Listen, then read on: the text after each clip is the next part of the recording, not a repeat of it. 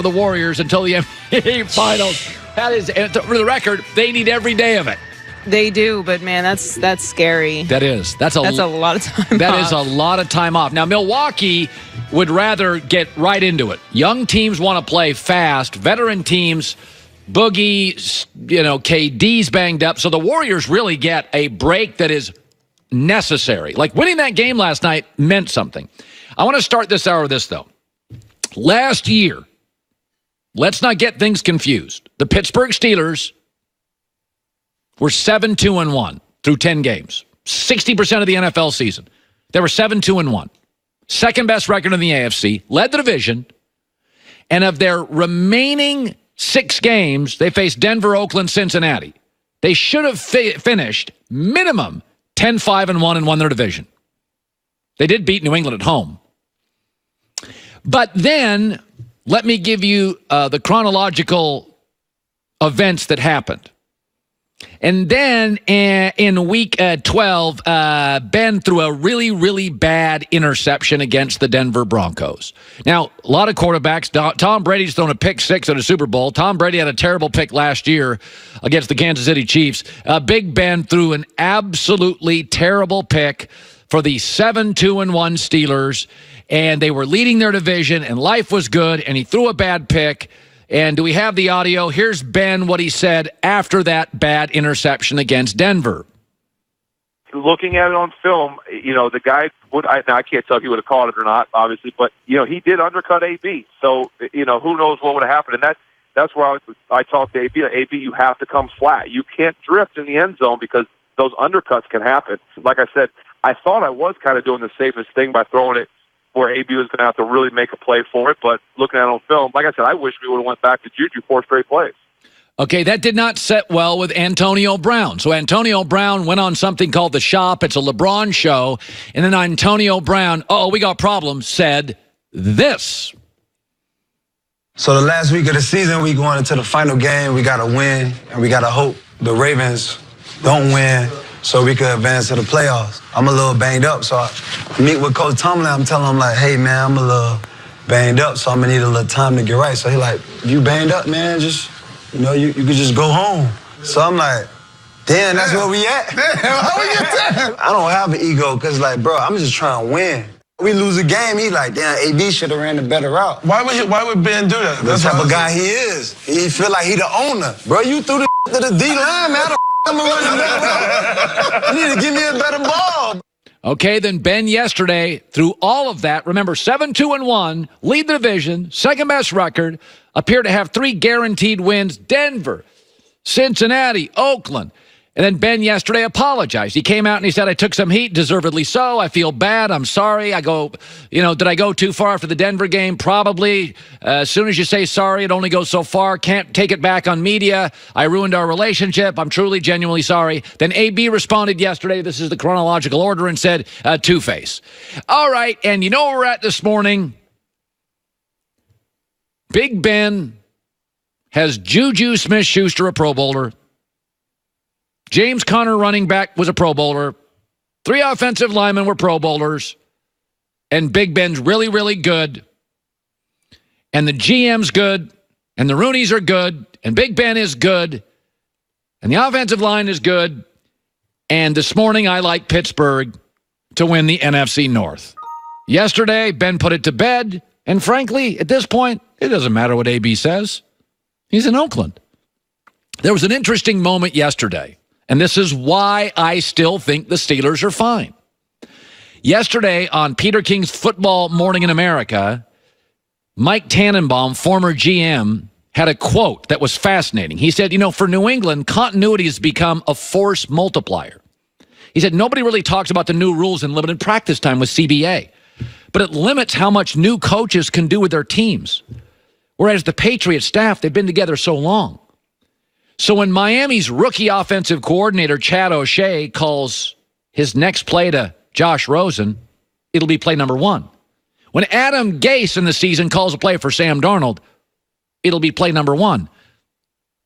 When Josh McDaniels calls a play for Tom Brady in September, it's play number 15,000. This is exactly why I like Pittsburgh. veteran owner, veteran GM, veteran O-line, veteran quarterback. New. It's all good here. AB was great. They stole him in the draft. He was wildly productive. Ben said something stupid. Yesterday owned it. AB pushed back. But getting noise out of the building almost always works in the NFL. And yesterday is precisely why I like the Steelers to win the NFC North.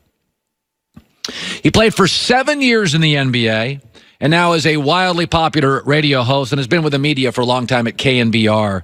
His name is Tom Tolbert. We haven't talked to him in a long time, and he is now joining us here in the herd. Tom, I've got to be honest. I did not think they would go to Houston and win. I did not think they would sweep Portland. You watch every game. How surprised have you been by the immediate excellence minus KD? Well, first of all, Colin, good morning. How are you? I am great. How are you? All right. I mean, at least you could do is, buy me dinner before you ask me a question. I'm sorry. I'm not. I saw it before. I saw how good they were before. I know that was the whole strength in numbers team, so they were deeper. And, Harrison Barnes was there. Bogut was, 4 years younger. Barbosa, Livingston was younger. So was Iguodala. But look, here's the thing. For people who think they're better without KD, I mean, you're on crack. They're not better without KD. The thing is there's not as much a drop as you think there is without KD. They have something no other team, maybe in the history of the NBA, has had, or not close. I mean, they're close to maybe the Warriors, but you're thinking KD Hall of Famer, Steph Hall of Famer, Clay Hall of Famer, Draymond probably a Hall of Famer. We're starting to be able to make a case for Iguodala as a borderline Hall of Famer. DeMarcus Cousins, when he was healthy, he was a multi-time All-Star. I mean, this team has so much ammunition that when you lose something, you're still able to have firepower. So I've always said it this way, that I think the Warriors with KD were clearly the favorites to win the championship. Without KD, they're still among the handful of teams, 2, 3, 4 of them, that have a really good chance to win a championship. I don't know what people expected to see when KD left, that this team was just going to fall off the map. That's just not the case. They're too talented. Could they beat Milwaukee, in your opinion, without the length of Boogie or KD? Yeah, they could. I mean, it's going to be hard.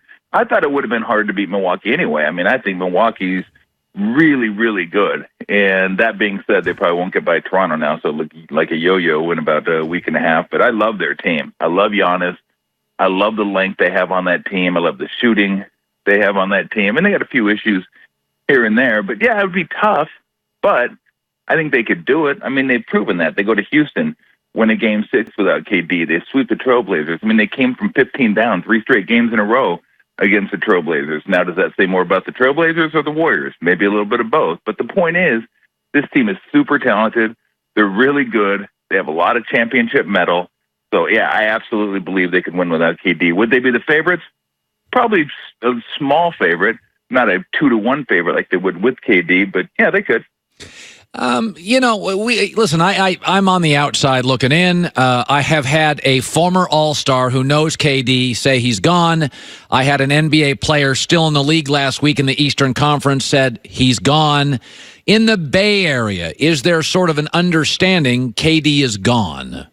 I think that's kind of the working assumption. I have no idea. He says he doesn't know, but everyone that seems to be plugged in seems to say he's gone. He wants to go somewhere else and kind of be the face of the franchise, so to speak. And that's never going to be the case here. Whether you believe he's the best player in the league, whether you believe he's the best player on the team, it's just not going to happen here. I don't even know this is important to him. This is just me as an outsider, too. I mean, I'm close to the team, and I know a lot of people on the team, but this is me just looking at it. I mean, this guy's like 2-time finals MVP, stud, and it's always Steph's team. And guess what? It's always going to be Steph's team. I mean, Steph is a 2-time MVP. He's a Hall of Famer in his own right, and he was drafted here, and he went through some of the tough times here, and he came out the other side, and he helped this team lead him to a championship without KD being here. So as great as KD is, and he is, And yes, the Warriors, again, are better with KD. It's still always Steph. Steph's always going to be the face of that franchise. Draymond has probably earned himself a max deal. I don't think he's a max player, but there's a lot of guys in the NBA, and that's the way it works. Clay's going to get a max deal. So here's my question. Let's look ahead. So KD says, I'm going to go with Kyrie to Brooklyn or wherever. And so you're paying Steph a ton, you're paying Draymond a max, you're paying Clay a max, you got some nice young cheap parts. Do you try to retain Boogie? Like, what do you think the roster looks like if KD leaves? Or do you just, with the Clay and Draymond maxes, this is the new team going forward? The bench is young. We don't have a lot of size. And here we are. Yeah, that's a great question. I mean, I think they're willing to spend as much money as they have to. I mean, I don't think they really care much about the luxury tax. They'll go over it to get players if they need to. It's just some rules are put in place to where you can't. Like I think with the Marcus next year, they can only pay him so much, like $6 or $7 million. So they can't. People say, well, just pay him as much as you can. Well, sometimes there's rules into how much you can pay a guy. So he might want to leave and go get more money. Of course, if he doesn't play the rest of the postseason, maybe he had a good enough time there and he wants to go there and, rebuild his stock again. I don't know. But, yeah, I mean, that's the question, right? Is it good enough now to have Draymond, Clay, and Steph, and then maybe some mercenaries and some 28, 29, 30th picks overall? I don't know. I mean, I think it is. But let's remember, when those guys were younger, they weren't making as much money, so they could afford a better bench, so they were a lot deeper. If Durant goes, it's not like they can take that $30 million and just replace him with $30 million worth of parts. You can't do that. I mean, they could go over with Durant, but if Durant leaves, they could probably only spend about $5 or $6 million of that on new players. So if you could make it, like if you could say, okay, we'll take those $30 million and replace them with like $30 million worth of players, they'd be fine. But it's going to hurt. I still think they'll be fine. They'll be one of the handful of teams that can win, but it'll certainly be a hell of a lot tougher. You played in the NBA, Warriors, Clips, Magic, Hornets, Tom Tolbert, KNBR now in the Bay Area. Finally, free agency now. It's an empowered league. The players move around. I get it. I wouldn't leave if I'm KD. I think he probably does. But when you look at the Lakers from the Bay Area down south to Los Angeles, you had Magic call out the team yesterday. LeBron at the Frank Vogel press conference sat in the back and wouldn't comment. Phil Jackson has a voice. I think so does Kobe. Nobody likes Rob Pelinka. I read and hear, though I don't know him. Do you think they'll land anybody? If I had to do crystal ball, Tom, you know enough players. You hear enough things. Who do you think they land? That's a great question because, I mean, it is such a clown show. I mean, it really is. I mean, I grew up rooting for the Lakers and watching Magic and Byron Scott and Kareem and Worthy and all those guys. I mean, I loved watching those guys. That was my team, and it was them and the Celtics. Those are always the two teams atop the NBA. And when you still look at all-time NBA championships, it's like the Celtics and Lakers have about damn near half of the championships. So, I mean, this is like supposedly the gold standard of the NBA, and now it's a joke. I mean, they're becoming the Clippers and the damn Warriors of like the 90s. It's ridiculous what they're doing over there. So if I'm a free agent, hell no, I'm not going there. Not till they figure this thing out. Why the hell would I want to go there? I mean, I got to try to fit in with LeBron. LeBron's, I mean, one of the greatest, if not the greatest of all time. But it's probably hard to fit in with him. He's toward the end of his career now. So I think you could say the same thing about Kobe toward the end of his career. It's like, well, God, I want to go play with him. And I don't know if I want to go play with him. Let me wait till this whole thing blows over, or maybe he retires, then I can go there. But it is the Lakers, so maybe someone will take a shot there and think they can win a ring. I mean, what I would do is I would just hope that you get this thing cleaned up and Anthony Davis wants to come there after next year. I wouldn't give up any of my young assets. I'd try to keep them all.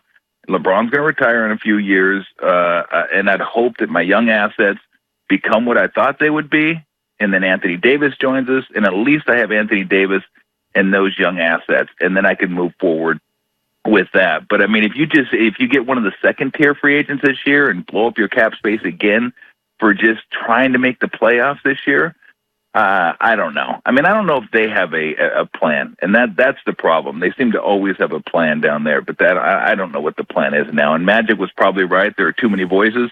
But if you're going to take a damn job like that, I know Magic said yesterday, that I told him from the get-go, I'm going to keep my other business, I'm going to do my other thing. Why take the job? I mean, if you're not going to invest your time in that job, like that's a job. Like you show up every day to that job if you want to do that job right. And if you don't want to do it that way, why do it in the first place? I mean, what do you think people are going to say about you when they show up in the office and you're not there half the time, even though you told somebody you weren't going to be there half the time? That's the part. I don't know if he thought it was going to be like maybe a LA Dodger type job where you just kind of show up and wave and do a few things, and instead of like going, damn, this is like 12, 13 hours a day. Look, there are a lot of people that make that type of money and are as great as he is at what he did that don't want to invest 13, 14, 15 hours a day because they've already done that growing up and getting themselves ready to be in the NBA and making themselves a Hall of Famer. Now it's like, okay, I got other things I want to do. So it just seemed like miscommunication. Like Jeannie wanted him because he's Magic and because he's a Laker great. We got to have Laker greats in the front office. Get the damn people that do the job right. That's who you want in your front office. Finally, you went to college with Steve Kerr. He was a very good player, excellent broadcaster, tremendous coach. And the last time he was a front office guy, the Suns made the Western Conference Finals and have been a dumpster fire since. Did you know early this guy's special? Did you sense, I mean, nobody can predict this, but did you see this kind of success in multiple platforms within the league? I did. It took a little while. Well, I had to get him over his angel dust addiction, and then after that, we were smooth sailing. Look, here's the thing with Steve. As Steve's always been a leader of men. When I went to Arizona my junior year, he got hurt that previous summer in the World Championships, and he wasn't a part of the team. I think we were 18-10, 19-10. We lost in the first round NCAA tournament, but there was just something missing. I didn't know exactly what it was. You could just tell there was a little something missing. Then he shows up the next year. That was our Final Four year. And he's just a leader. He knows how to lead. And I think that's something you have or you don't have. And he has a great way about him. I mean, he's just such a great communicator. And he has such an easy way of communicating what he wants to have done. And you feel like he's on your side. And he was that way when I played with him. Like, he was our leader. And, you'd squabble with him and fight with him a little bit because he's your teammate. But, I mean, you knew what you should do is what he wanted you to do. And he just had such a fierce, intense, competitive streak. And it's funny because you watch him on the bench, him and Draymond are the same guy. I mean, him and Draymond are that guy. They're the guys that wear their hearts on their sleeves, that yell at each other, that curse at each other, then hug each other after the game and then move on. But Steve generally cares about everyone on that team. And Steve talks with them about other things other than basketball. He's a basketball coach and he loves it, but that's not how he identifies himself as a basketball coach. But yeah, because he's so smart and because he's such a great leader of men, I knew when I played with him, this guy's going to coach somewhere. That will be his calling. I didn't know he'd win 5 damn championships in the NBA as a player, and now he's tacked on 3 more. Think about that. 8 damn rings this guy has. I mean, I could kick his ass. He's like 6'4", 170. This guy has like 8 rings. It's incredible what he's been able to do. But no, I'm so happy for him because he deserves it. I mean, he's worked his butt off for it, and I think this was always the trajectory he was going to be on, that he was going to be a leader of men somehow, somewhere, and he was going to be very successful at it. So the success he's had, yeah, I mean, I'd be lying if I said, yeah, I think he'll win, 3 championships in his first 4 seasons and go to 4 NBA finals. No, I didn't see that coming, but I saw success in his future. There's no doubt. Tom, great talking to you, buddy. Tom Tolbert, KNBR in the Bay Area. Continued success, my man. Colin, hopefully the Warriors make the NBA finals next year. I'll talk to you again. Thanks, buddy. Yeah, they played together in Arizona. Kerr's a remarkable story. Jeff Schwartz will be joining us today as well. BJ Armstrong, final hour.